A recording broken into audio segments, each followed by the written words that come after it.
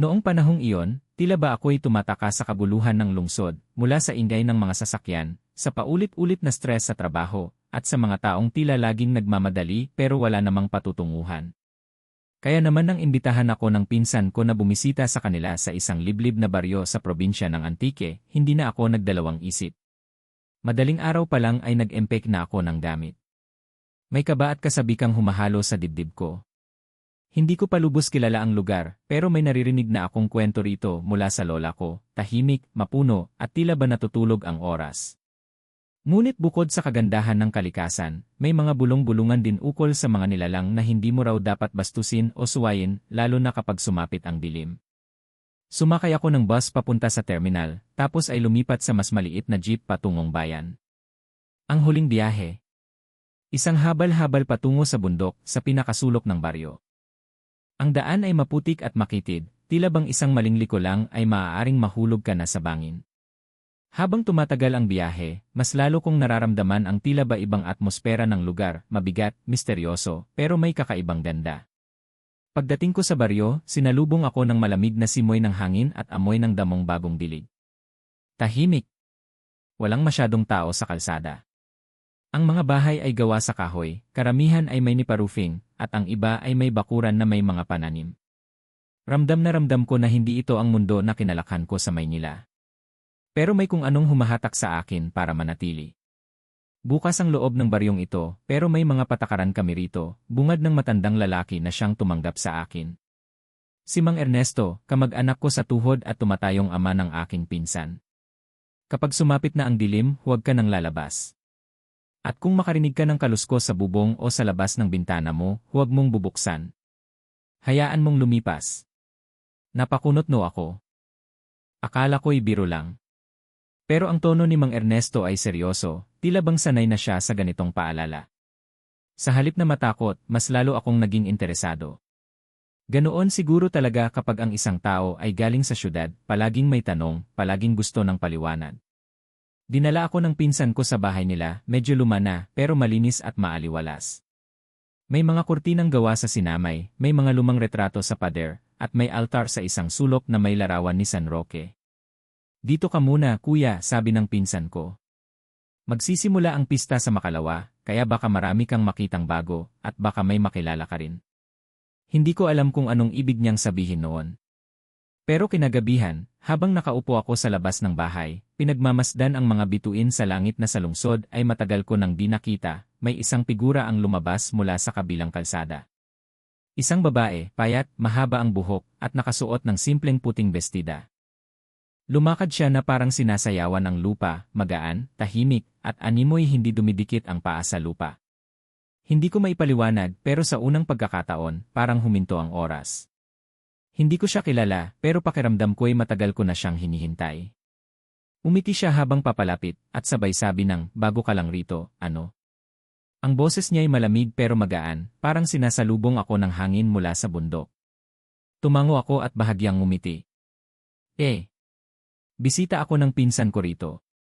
Mag-iingat ka rito. Hindi lahat ng ngiti ay totoo, bulong niya bago tumalikod at naglakad papalayo. Naiwan akong nakatitig lang. May kilabot, may gulat, pero higit sa lahat, may pagkamangha kinabukasan, wala akong masyadong naiisip kundi ang babae na nakita ko kagabi. Ang bawat detalye ng kanyang itsura, ang biglang pakiramdam na parang hindi ko siya unang nakita, ay patuloy na gumugulo sa aking isipan. Ano kaya ang ibig sabihin ng mga sinabi niya? At bakit parang may kakaibang puwersa siyang dala? Pagdating ng umaga, dumaan ang aking pinsan at inalok akong maglakad-lakad sa paligid ng baryo. Masyado kang tahimik, kuya. Sigurado akong gusto mong makita ang mga tanawin dito. Baka gusto mong kumuha ng mga litrato, sabi niya sabay ngiti. Hinawakan niya ako sa balikat at tinulungan akong maghanda ng ilang gamit. Habang kami naglalakad sa kalsadang madalas ay maligaya at puno ng tawa, nararamdaman ko ang kakaibang presensya. Hindi ko alam kung ito ba ay ang tahimik na paligid o ang hindi matapos-tapos na tanong sa aking isipan, ngunit ramdam ko na ang mga mata ng mga tao sa baryo, tinutok na parang hinahanap ako, parang may sinusubok na silang alamin. Habang dumadaan kami sa isang pok na puno ng mga tanim na mais, may isang matandang babae na nakatambay sa gilid ng kalsada. Ang mukha niya ay hindi ko malilimutan, parang abot hanggang tainga ang pagkakangiti niya, ngunit ang mga mata niya ay matalim at seryoso. Agad akong pinansin ng matandang babae at tinanong, bago ka lang ba rito, bata? Tumango ako, medyo nahihiya sa presensya ng matanda. Po, tita. Bisita lang po. Ah, sabi ko na nga ba, sagot niya, sabay patango. Siguraduhin mong mag-iingat ka dito. Bawat hakbang dito ay may ibig sabihin. May mga bagay na hindi mo dapat pinapalakas ang loob. Nag-aalangan ako kung tatawa o magtatanong. Wala akong nakikitang dahilan para makinig pa sa kanya, ngunit ang kanyang boses, halos umaabot sa kung anong kabang nararamdaman ko. Parang may sinasabi siya na hindi ko palubos na nauunawaan. Salamat po, tita, sambit ko, habang nagpatuloy kami ni pinsan sa aming lakad. Pagdating namin sa isang maliit na parang, nakatagpo kami ng isang batang lalaki na nag-aalaga ng mga kambing. Ayon kay pinsan, anak siya ng isa sa mga kaibigan nila sa baryo. Magandang pagkakataon daw na makipagkilala at makipagkwentuhan. Habang nakaupo kami sa ilalim ng isang malaking puno ng mangga, hindi ko maiwasang muling maisip ang babae kagabi. Bawat pihit ng hangin, bawat sulyap sa likod ng mga puno, para bang naroroon siya, parang isang anino na nagmamasid sa akin. Yung babae ba na nakita mo kahapon? Tanong ni pinsan, habang kinakain ang tinapay na may kasamang kape. Si Alona yun. Alona, tanong ko, hindi pa rin matanggap na ang babaeng nakita ko ay may pangalan na. Sino siya? Basta, siya ang dahilan kung bakit may mga hindi nakikita ang iba, sagot ni pinsan, sabay abot ng tinapay sa akin. Walang ibang may ganitong aura dito. Kung may mga kakaibang pangyayari, siya na yata ang pinakamagandang kwento na pwede kong ikwento. Naramdaman ko na parang ako'y nakikinig sa isang kwento na higit pa sa ordinaryo. Tinanong ko pa si pinsan, ngunit tila hindi na siya masyadong interesado. Huwag mo nang alamin. Hindi mo naman kayang maintindihan. Lalo na sa mga may mata lang na matalim ang pangarap. Muli akong nag-isip. Hindi ko maintindihan ang tinutukoy ng pinsan ko, ngunit isang bagay ang sigurado, may kabuntot na lihim si Alona, isang lihim na malalim ang pinagmulan. Gabi na nang bumalik kami sa bahay. Habang ang buong baryo ay natutulog, hindi ko maiwasang magtaka. Kung ang mga tao rito ay may mga lihim, ano pa kaya si Alona? Ano ang itinagong kwento ng mga mata niya na hindi ko pa lubos na nauunawaan? Habang naglalakad kami pabalik sa bahay, nakita ko si Alona mula sa malayo, tahimik na naglalakad sa gilid ng kalsada, ang mga mata niya ay tumama sa akin. Ang mga mata ni Alona ay may kakayahang magbigay ng takot at pagnanasa sa isang sulyap lamang. Bago ko pa siya matawag, mabilis siyang pumasok sa isang madilim na eskinita at nawala. Pagkatapos ng gabi na yon, napagdesisyonan ko na kailangan kong makilala pa si Alona. Hindi ko kayang magpatuloy na may mga tanong na hindi nasasagot. Kung may mga alingawngaw na bumabalot sa buhay niya, gusto ko silang matuklasan. Sa kabila ng takot at pag-aalinlangan, hindi ko kayang itigil ang curiosity na nararamdaman ko. Kinabukasan, nagising ako ng maaga. Habang ang buong baryo ay mahimbing na natutulog, ako'y muling sumilip sa labas ng bintana. Tinitingnan ang paligid na animoy isang likhang sining na tinanglawan ng unang sik ng araw. Ngunit, sa kabila ng katahimikan, hindi ko maiwasang balikan ang mga nangyari kahapon, ang babae, si Alona. Parang hindi ko na kayang magpatuloy nang hindi siya naiintindihan. Kakaibang pakiramdam ang nararamdaman ko, hindi ko siya kayang kalimutan. Tulad ng sinabi ni pinsan, pinili ko na lang maglakad-lakad ulit sa baryo. Puno ng kabuntot na tanong at mga haka-haka. Pero nang wala akong ibang mapuntahan, ang matandang simbahan ang naging unang destinasyon ko. Wala akong ideya kung anong klaseng pananampalataya mayroon ang mga tao rito, ngunit sa simbahan, natagpuan ko ang isang lugar na tahimik at puno ng kasaysayan. Doon ko unang nakita si Alona, nakaupo sa isang tabi, nakatingin sa altar na puno ng mga kandila. Tila bang siya lang ang naroroon sa buong simbahan, at ang mga mata niya ay nakapako sa mga apoy ng kandila na nag-aalab sa dilim. Hindi ko na siya nilapitan agad, bagkus, inobserbahan ko muna siya mula sa malayo. May kakaibang aura siya, hindi parang ordinaryong tao. Ang mga mata niyang puno ng misteryo, ang bawat galaw ay may kahulugan. Hindi siya nagnanais ng pansin, ngunit ang kanyang presensya ay hindi mo kayang ipagwalang bahala. Bilang isang lalaking may malalim na pagnanais na maintindihan ang mga nangyayari sa paligid ko, nagdesisyon akong lumapit. Hindi ko na kailangan pang mag-isip ng matagal, at sa bawat hakbang na nilakad ko patungo sa kanya, naramdaman ko ang isang pakiramdam na parang nakaharap ko ang isang hindi pangkaraniwang nilalang. Alona, tawag ko sa kanya nang magkatabi kami. Hindi siya nagulat, hindi siya nagtakang naroroon ako. Nagpatuloy lang siya sa pagtingin sa mga kandila at sa bawat sindi ng apoy, tila may kwento siyang isinasalaysay. Bakit mo ako sinusundan? Tanong niya, hindi man lang lumingon sa akin. Ang tinig niyang malamig ngunit puno ng pagkaalon, animoy nagsasabi ng mga lihim na hindi ko pa kayang sagutin. Tinanong ako ni pinsan tungkol sa'yo, sagot ko. Sabi nila may mga kwento ka na hindi pa nasasabi sa iba. Hindi ko kayang hindi alamin. Hindi ko kayang hindi magtanong. Ngunit bago pa siya sumagot, bigla siyang tumayo at humarap sa akin. Minsan, may mga bagay na hindi kayang sagutin ng kahit sino. Minsan, ang mga tanong mo ay hindi ang tunay na kailangan mong itanong. Baka ang mga sagot na hinahanap mo, hindi mo kayang tanggapin. Sagot niya, ang mga mata niya ay naglalaman ng malalim na pag-iisip at sabay abot sa akin ng isang maliit na piraso ng kahoy, isang amulet. Ito, sabi niya, ay magbibigay sa iyo ng proteksyon kung sakaling magpatuloy ka pa sa pagnanais na malaman ang lahat. Bago ko pa man itanong kung ano ang ibig niyang sabihin, mabilis siyang umalis, naglakad palayo, at nawala sa kabila ng pader. Naiwan akong mag-isa, hawak ang amulet sa aking kamay, puno ng katanungan. Sinubukan ko pa siyang tawagin, ngunit wala na siya. Lumingon-lingon ako sa paligid, ang bawat gilid ng simbahan ay tila nagsisilbing pader ng misteryo. Kung sa Maynila, baka mapag-isipang may kalokohan lang o pagtatanghal ang mga nangyayari, pero dito, bawat kilos ay puno ng hindi maipaliwanag na puwersa. Pagdating ko sa bahay, medyo naiwan ako ng kakaibang pakiramdam. Hindi ko alam kung ang amulet ba ay isang paalala o isang sumpa. Pero hindi ko kayang iwanan ito. Naramdaman ko na may mga bagay na nagsisimula ng magbukas.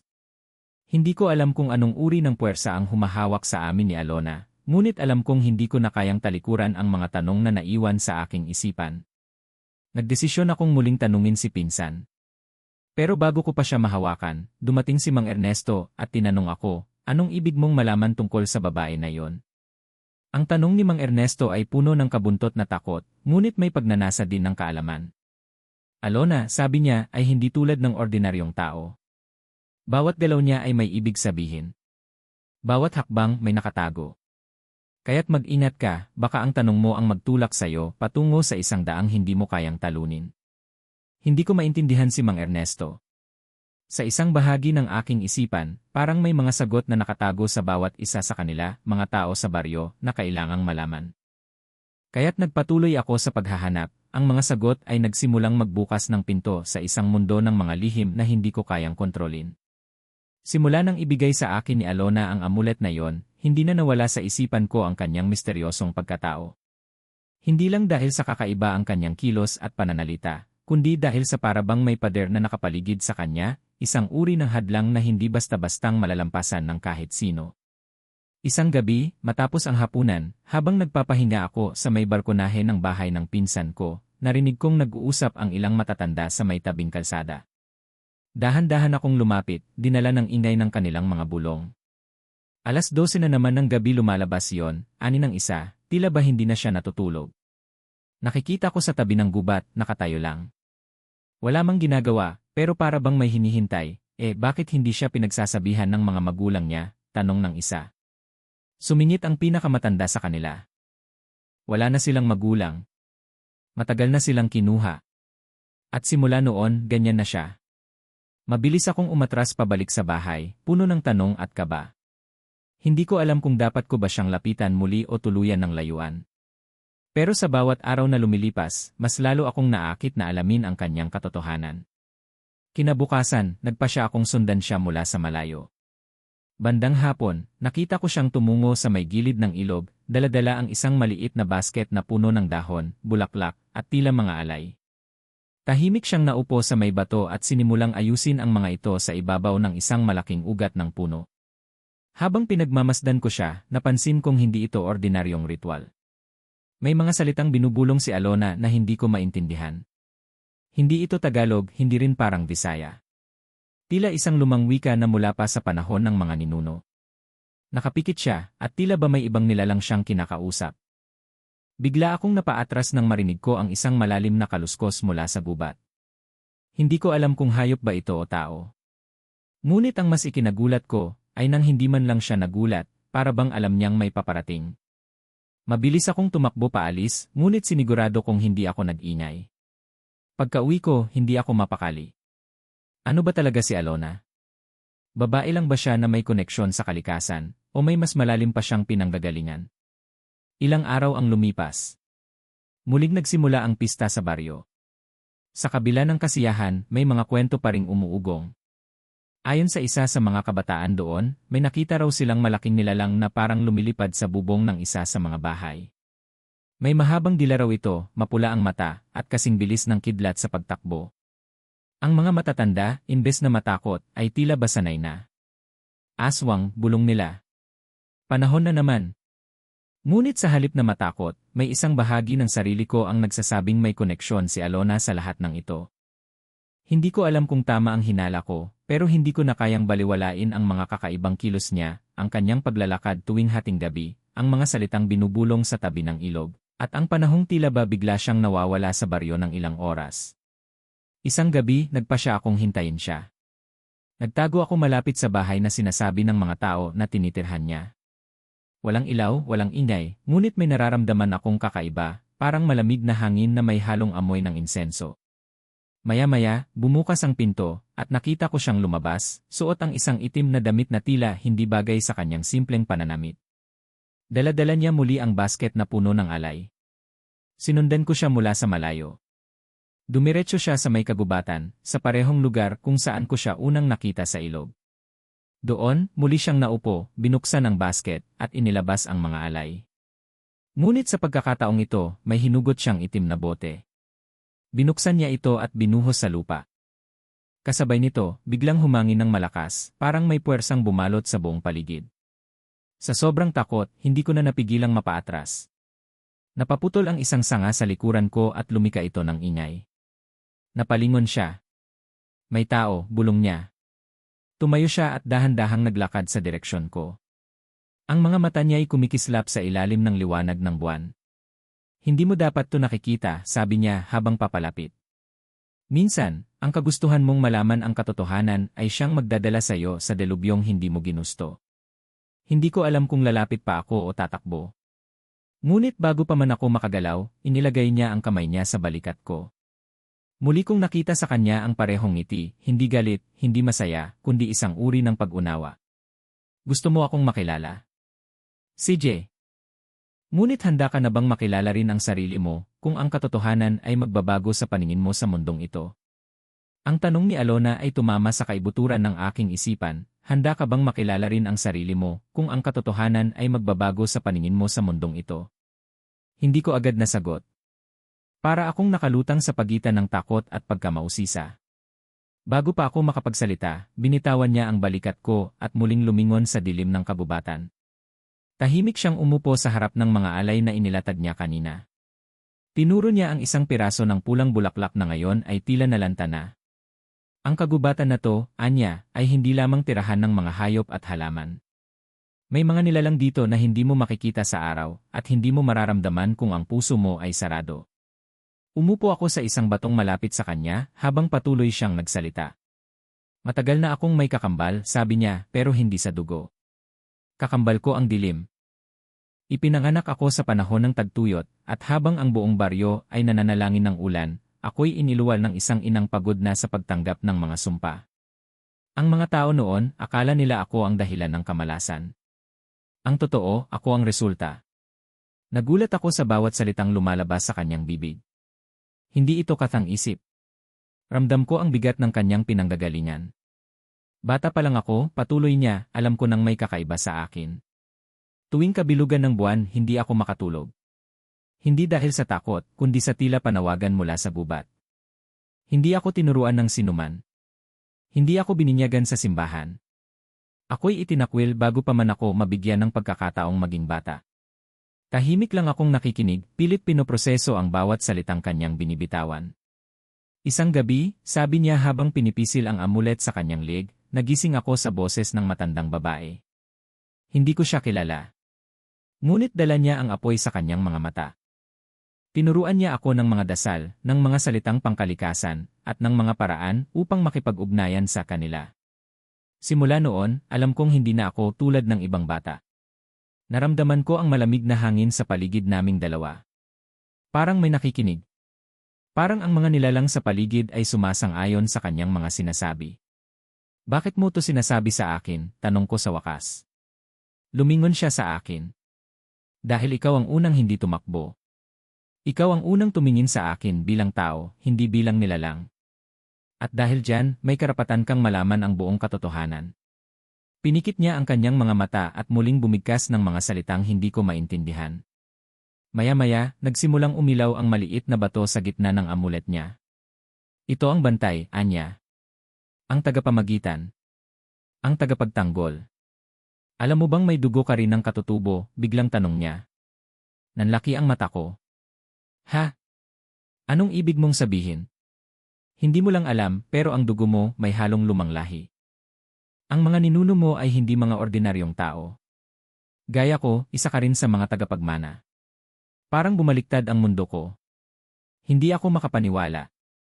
Hindi ko alam kung tinutokso niya lang ako o may sinasabi siyang mas malalim pa. Hindi lahat ng aswang ay masama, dagdag niya. Hindi lahat ng nilalang ng dilim ay likha ng kasamaan. May mga tinatawag tayong bantay, mga nilalang na nilikha upang panatilihin ang balanse. At ikaw isa kang tagapamana ng linya ng mga bantay. Paano mo nasisigurado? Tanong ko. Ang amulet na binigay ko sa'yo, naging mainit ba sa kamay mo sa unang hawak mo? Tanong niya. Naalala ko. Parang sinindihan ito mula sa loob. Akala ko dati ay imahinasyon ko lang. Nagre-react lang yan sa mga may taglay na enerhiya, paliwanag niya.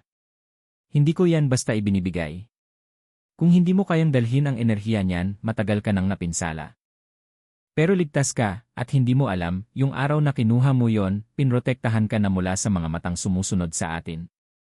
Mas lalo akong nabalisa. May sumusunod sa atin. Tumango siya. Matagal ka nang sinusubaybayan. Kaya nga kita pinuntahan sa simbahan. Alam kong hindi mo to pinili, pero pinili ka na. Tumingin siya sa langit. Ang buwan ay unti-unti nang naglalaho sa ulap. Malapit na ang araw ng pagbukas. Isang beses lang ito nangyayari sa bawat 7 taon. Sa gabing yon, bumubukas ang mundo ng mga espiritu, at tanging ang mga bantay ang kayang magsara nito. Kapag hindi na isalba, ang baryo natin at lahat ng katabing bayan ay lulubog sa dilim. Napakapit ako sa dibdib ko. Hindi ako bayani. Isa lang akong binatang bumisita sa probinsya. Paano ako mapupunta sa ganitong sitwasyon? Hindi mo kailangan maging bayani, Anya. Kailangan mo lang maging handa. At sa ngayon, kailangan mong mamili, lalaban ka ba o tatakbo? Hindi ako makasagot. Pero sa loob-loob ko, alam kong wala nang atrasan ito. Nasa harap ko ang katotohanan, at may bahagi ng sarili ko na nagsasabing matagal na akong bahagi ng mundong ito. Lumipas ang ilang araw mula nang ipagtapat ni Alona ang lahat. Hindi ko na tinangkang magtanong pa ng marami. Sa halip, buong puso akong nakinig at sinubukan kong unawain ang bagong mundong binuksan sa akin. Isang mundong may halong dilim, kababalaghan, at mga lihim ng kalikasan, ngunit sa kabila ng lahat ng iyon, naroon ang katotohanan. Dumating na ang gabi ng araw ng pagbukas. Bago pa man lumubog ang araw, ramdam na ang kakaibang tensyon sa baryo. Tahimik ang paligid. Walang ingay mula sa mga bata, walang naglalakad sa kalsada. Ang mga matatanda ay nagkulong sa kanilang mga bahay. Ang mga bintana ay may krus ng abo at asin, tanda ng pag-iwas sa masasamang espiritu. Ako at si Alona ay nasa gitna ng kagubatan, malapit sa pinakamatandang puno sa buong baryo, ang tinatawag nilang puno ng sigwa. Sabi ni Alona, ito raw ang sentro ng enerhiya sa lugar, at dito magsisimula ang paglalabas ng mga nilalang. Dito bubukas ang tarangkahan, paliwanag niya. Ito ang pintuan papunta sa daigdig ng anino. At sa gabing ito, lalabas ang mga nilalang na matagal nang nakakulong. Bago pa man ako makapagtanong, hinawakan niya ang aking mga kamay at ibinigay muli sa akin ang amulet na minsan niya nang pinahawak. Ngayon, sabi niya, ay hindi ka na lang tagapagsalaysay. Isa ka ng tagapagtanggol. Ang paligid ay unti-unting lumamig. Ang liwanag ng buwan ay nababalutan ng ulap.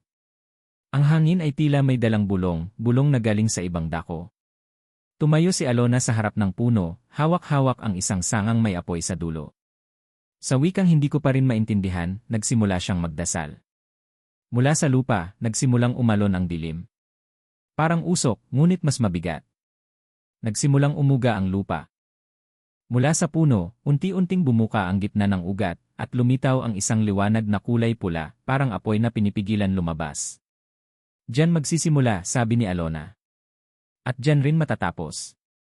Bigla kong naramdaman ang bigat sa dibdib ko. Para bang may humihigop ng lakas mula sa akin. Napatigil ako.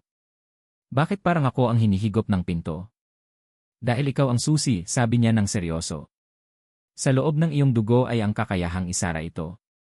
Ngunit kailangan mong labanan ang takot. Kung magpadala ka sa panghihina, makakapasok sila. Biglang lumitaw mula sa dilim ang isang nilalang, itim ang balat, mahaba ang kuko, at pulang-pula ang mata. Isa sa mga nilalang mula sa kabilang mundo. Nilapitan kami nito, dahan-dahan, tila inaarok kung sino ang una nitong sasakmalin. Tumayo si Alona sa harapan ko at ibinato ang apoy sa nilalang. Sumigaw ito sa sakit at bigla na lang naglaho sa alikabok. Iyan ang dahilan kung bakit kailangan apat o you said. Next chat said, narito ang pagpapatuloy ng kwento, part 6, ang araw ng pagbukas, karugtong, tinatapos sa humigit kumulang 1,000 salita. Iyan ang dahilan kung bakit kailangan kitang tabihan, sabi ni Alona habang mariing pinipisil ang hawak niyang anting-anting. Hanggat hindi mo pa kontrolado ang lakas mo, ako muna ang magiging harang. Tumango ako, bagamat ramdam ko ang panginginig ng tuhod ko. Hindi dahil sa takot sa mga nilalang na lumilitaw, kundi dahil alam kong may inaasahan na sila sa akin, isang responsibilidad na ni hindi ko pinangarap. Maya-maya, mula sa mga sanga ng puno ay nagsimulang magbitin ang mga hugis anino. Para silang mga katawan na walang laman, naglalakad sa ere, dahan-dahan ang bawat kilos, pero punang balak. Hindi sila ordinaryong aswang, sila'y tinatawag ni Alona na anino ng kalilim, mga dating espiritu ng mga taksil, mambubulag, at mga kaluluwang nagtataglay ng matinding galit. Kapag napasok nila ang baryo, maghahasik sila ng bangungot. Kailangan nating isara ang lagusan bago mag-ika-6 ng gabi bukas ng madaling araw, babala ni Alona. Bukas pa. Aabutin pa ng ilang oras, tanong ko. Isang buong gabi ang dapat mong panindigan ang iyong papel, sagot niya. Hindi ka dapat bumitaw sa amulet. At kapag dumating ang punong nilalang, siya ang hudyat ng pagsasara, ngunit isa rin siyang pagsubok. Tila nagdilim ang lahat ng binanggit niya yon. Habang lumalalim ang gabi dumami ang mga nilalang. Ilan sa kanila ay umiikot lang sa paligid. May mga aswang na may pakpak, dumadapo sa mga sanga ng puno, nagmamasid. May mga matataas na aninong nilalang na tila usok, ngunit nakayuko, pinagmamasdan kami mula sa malayo. Pero hindi sila sumusugod. Para bang may hinihintay. Sa gitna ng lahat ng iyon, nararamdaman ko ang pagbabago sa sarili ko. Ang amulet sa aking leg ay kumikislap na, hindi mainit, kundi parang tumutugon sa pulso ng puso ko. Para bang may koneksyon sa pagitan ng aking tibok at ng lakas na lumalabas mula rito. Yan na, bulong ni Alona. Nagsisimula ka ng matawag bilang bantay. Biglang nagliwanag ang lupa sa harap ng puno ng sigwa. Mula roon, umusbong ang isang figura, isang dambuhalang anino na may 6 na braso, 3 mukha, at mata sa noo. Ang katawan nito ay binubuo ng mga umuugong na kaluluwa, bawat isa ay may mukha ng pighati. Iyan na ang punong nilalang, sabi ni Alona. Hindi natin siya kayang talunin, pero kaya natin siyang harangin. Paano, tanong ko, habang pinipigilan ang panginginig ng katawan. Hindi lakas ang kailangan mo ngayon, sagot niya. Kundi paninindigan. Matapos ang gabi ng pagbukas, nagsimula akong makakita ng mga bagay na dati hindi ko pinapansin, mga mumunting anino sa sulok ng silid, mga bulong sa gabi na para bang may gustong magkwento. Sa unay inakala kong epekto lang ito ng matinding pagod, pero habang tumatagal, lalo lamang itong lumilinaw. Para bang ang buong paligid ay muling nabuhay o muling nagising. Dahan-dahan kang nagkakabukas, wika ni Alona habang sinasamahan niya akong mamasyal sa likod ng baryo, malapit sa lumang ilog. Ganyan din ako noon. Akala ko baliw na ako. Nagbago ba ang lahat sa iyo nang tuluyan mong tinanggap ang papel mo, tanong ko. Tumango siya. Hindi na ako katulad ng iba. Hindi na ako ordinaryo. Pero hindi rin ako lubusang tao. Hindi ako sumagot agad. Tinitigan ko lang ang agos ng ilog. Sa tubig, animoy may gumagalaw na anyo ng mukha, hindi akin, kundi tila sa isang taong matagal ko nang nakita sa panaginip. May panahon na pinangarap ko lang ang tahimik na buhay. Pero ngayong narito na ako, parang mas malalim pa ang katahimikan, sambit ko. Dahil hindi katahimikan ang ibig sabihin ng kapayapaan, sagot niya. Kundi pagtanggap sa ingay ng mundo at ng nakaraan. Ang lumang aklat kinagabihan, inimbitahan ako ng isang matandang tagapangalaga ng baryo, si Lolo Banong, upang pumunta sa kanilang bahay na gawa sa bato at luma ng kahoy. Sa loob ng kanyang bahay ay may isang lihim na silid na pinakikitaan lamang ng mga pinili. Dito ko unang nasilayan ang lumang aklat ng mga bantay, isang makapal na aklat na yari sa balat ng hayop, may tinta ng dugo, at mga pahinang tila sinusulat gamit ang sinaunang wika. Hindi ito bastang kwento lang, ani Lolo Banong. Ito'y tala ng bawat bantay na naglingkod bago ka. Bawat isa sa kanila ay may kwento ng sakripisyo, pagmamahal at pagkamatay. Binuklat ko ang isang pahina. Doon ay may guhit ng isang lalaking kamukha ko. Sa ilalim ng larawan, Gabriel, tagabantay ng silangan, 1,871. Kinilabutan ako. Hindi ka unang dumaan dito. Hindi rin ikaw ang huli. Pero ikaw ang isa sa mga pinakabata, sabi ng matanda. Anong koneksyon ko sa kanila? Tanong ko. Ang dugong nananalaytay sa iyo ay dugo ng isang dating bantay, sagot ni Lolo Banong. Isang dating tagapagtanggol na umibig sa isang aswang. Napatingin ako kay Alona na tahimik na nakaupo sa gilid. Ang kasaysayan niyong dalawa ay ulitin lang, patuloy ng matanda. Ngunit nasa sa inyo kung ang pag-ibig niyo ay magiging sumpa o kaligtasan. Pagkakaugnay ng tadhana ng gabing iyon, bumalik kami ni Alona sa lugar kung saan nagsimula ang lahat, ang gilid ng gubat na puno ng fireflies. Tahimik lang kami. Pareho naming nararamdaman ang bigat ng katotohanang nadiskubre. Hindi pala aksidente ang pagkikita natin, wika ko. Hindi, sagot niya. Matagal nang pinlano ng tadhana. At kahit ako, ngayon ko lang lubos na naintindihan. Bakit hindi mo sinabi agad? Dahil natakot akong mawala ka. Humawak siya sa kamay ko. Malamig ang kanyang palad, ngunit tila humigpit ang pagkakahawak na parang ayaw na niyang bitiwan pa. Sa sandaling iyon, hindi kami bantay at aswang. Kami lang, dalawang pusong pinilit pagkahiwalayin ng lihim at kasaysayan. Kung ang kasaysayan natin ay naulit, tanong ko, ano ang nangyari sa huling bantay na umibig sa isang aswang? Tumulo ang luha sa mata ni Alona. Hindi sila tinanggap. Pinatay siya ng sariling lahi. At ang babaeng aswang siya ang naging ugat ng galit ng kagubatan. Pero hindi natin ulitin ang pagkakamaling yon, bulong ko. Mula nang formal akong hirangin bilang bantay, naramdaman kong hindi na ako dating ako. Para bang may mga matang laging nakatingin sa akin, hindi mata ng tao, kundi ng mga nilalang sa kabilang panig ng mundo. Sa bawat hakbang ko sa gubat, pakiramdam ko'y sinusubok ako ng kalikasan mismo. Naging abala rin ang baryo sa mga ritual ng proteksyon, mga dahon ng kamangyan na isinabit sa mga pintuan, asin sa mga sulok ng bahay, at mga dasal na paulit-ulit na binibigkas tuwing alas 6 ng gabi. Sa kabila ng lahat, isang katahimikan ang bumalot sa lahat, katahimikang alam naming hindi magtatagal. Ang pagdating ng huling bagyo isang gabi, dumating ang tinatawag sa aklat bilang pangwakas na bagyo. Ito'y hindi ulan o hangin, kundi ang pagbukas ng huling lagusan. Nyanig ng lupa ang buong baryo. Pumutok ang mga puno. Ang mga ilog ay nagdilim, at sa gitna ng lahat ng ito, may isang nilalang ang lumitaw, mas mataas pa sa punong kahoy, at ang mga mata nito'y tila butas ng kawalan. Ang tawag sa kanya ay Amang Lilim. Hindi na ito gaya ng dati, bulong ni Alona habang magkahawak kami ng kamay. Siya ang pinuno ng lahat ng anino, ang ugat ng galit, ang dahilan ng sumpa sa lahi namin. Paano natin siya mapipigilan, tanong ko. Hindi natin siya kayang patayin, sagot niya. Pero pwede siyang muling ihiwalay sa mundo natin. Kapalit ang isa sa atin. Napatingin ako sa kanya. Alam kong ang ibig niyang sabihin, kailangan ng sakripisyo. Ang pagtatapat sa gitna ng kagubatan, humarap kami kay Amang Lilim.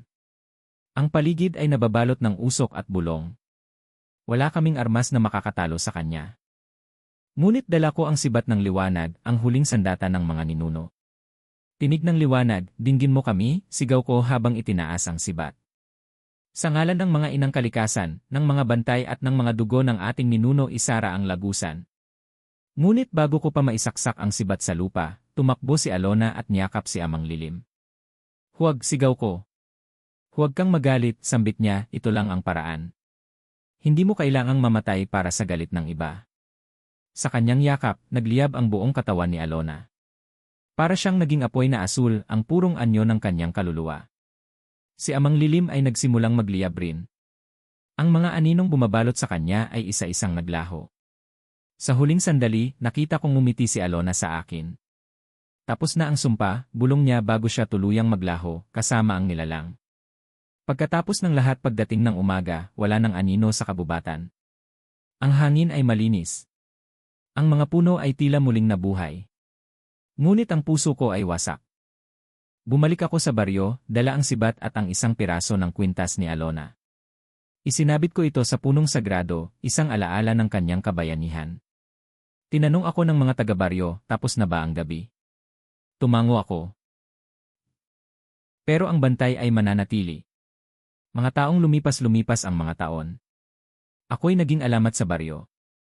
May mga bata na nagkukwento tungkol sa akin tuwing gabi. Ngunit sa tuwing sinasabi nila na ako'y isang bayani, tinatama ko sila. Hindi ako ang tunay na bayani, sabi ko. Isang aswang ang nagligtas sa mundo natin.